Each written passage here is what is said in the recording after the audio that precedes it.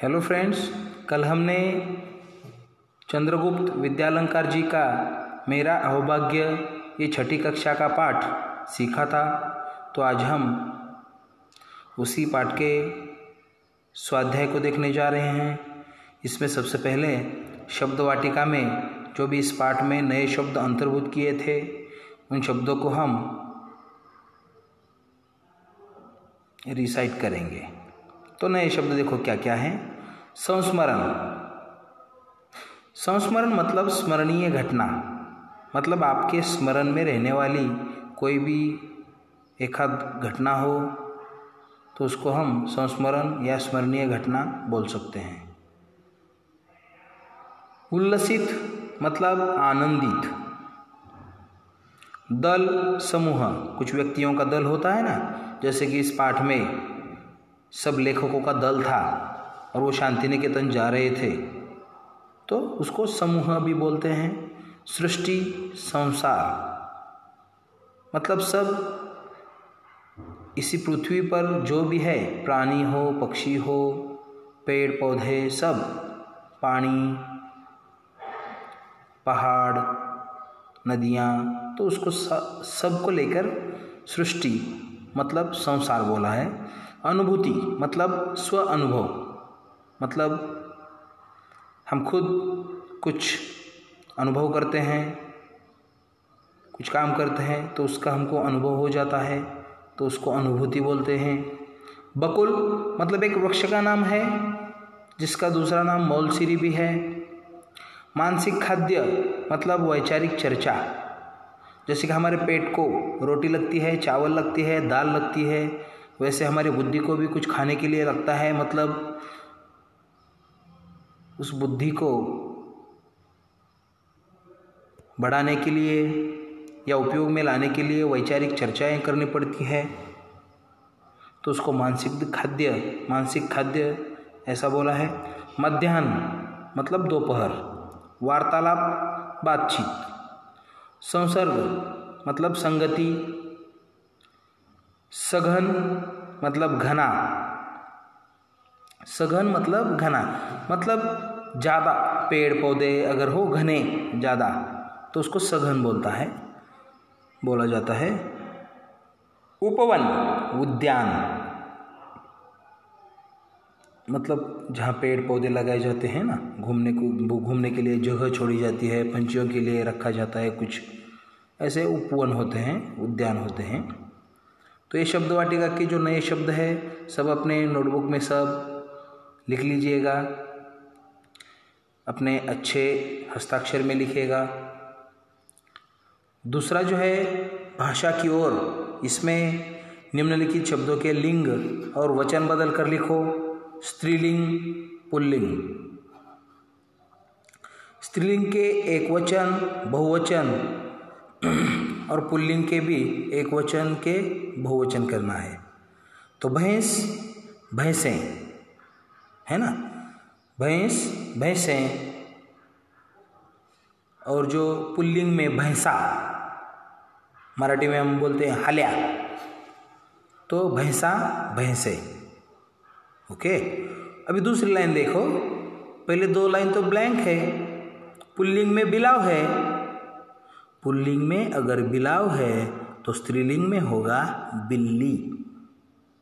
Okay, बिल्ली बिल्लियाँ, स्त्रीलिंग का कंप्लीट हो गया। स्त्रीलिंग के दूसरे कॉलम में बिल्ली बिल्लियाँ और पुल्लिंग के कॉलम में बिलाव और बहुवचन भी उसका बिलाव ही होता है। ओके, बिलाव बिलाव। अभी तीसरा कॉलम देखो, ध्यान से सुनो। घोड़ी घोड़ियाँ। ओके, घोड़ी घोड़ियाँ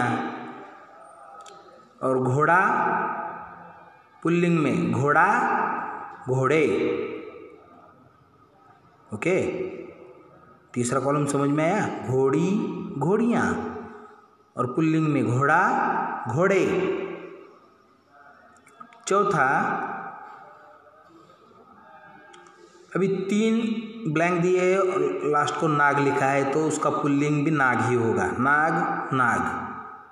और यहाँ होगा नागिन नागिने, नागिन नागिन नागिने। ओके, फिर चूहिया, चूहिया चूहियाए।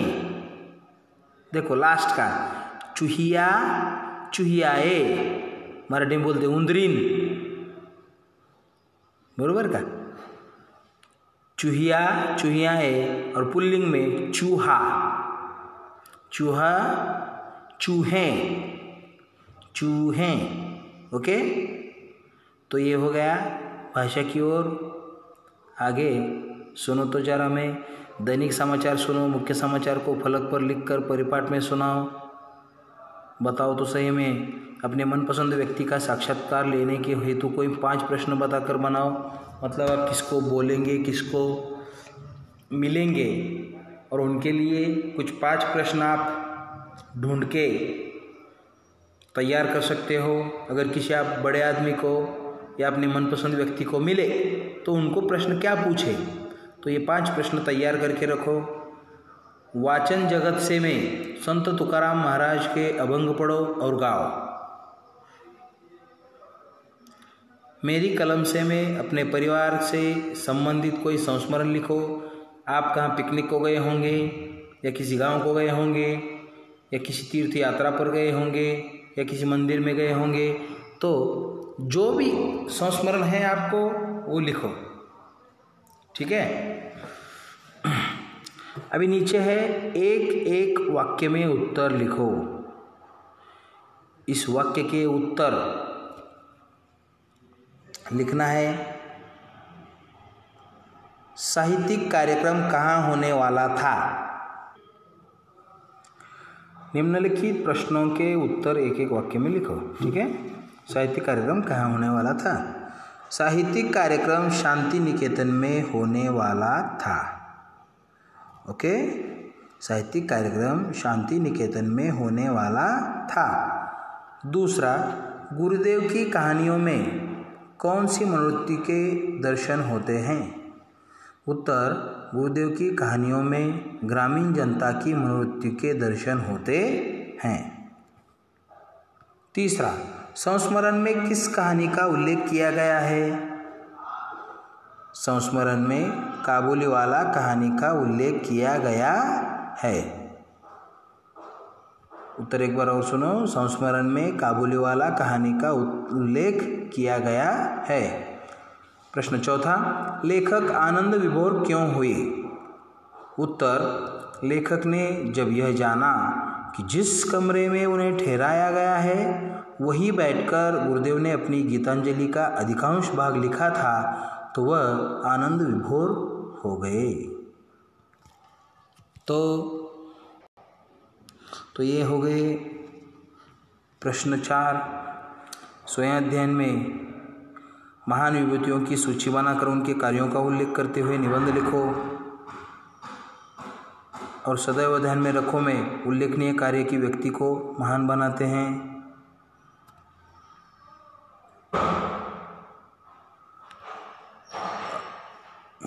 ये जो विचार मंथन है खोजबीन में नीचे दिए गए नोबेल पुरस्कार प्राप्त विभूतियों के चित्र चिपकाओ। उन्हें यह पुरस्कार किस लिए प्राप्त हुआ है ये बताओ। ये आपके बुक में दिया है।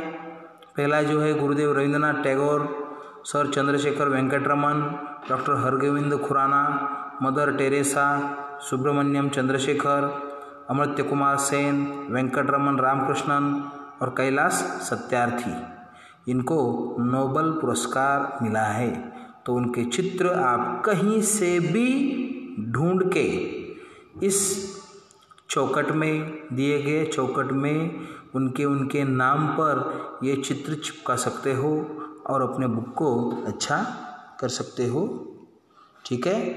तो ये मेरा अहोभाग्य इस पाठ का स्वाध्याय आज यहीं पे ख़त्म हुआ। ठीक है। तो आज के लिए बस इतना ही। कल अगला भाग में अगला लेसन देखेंगे। Thank you.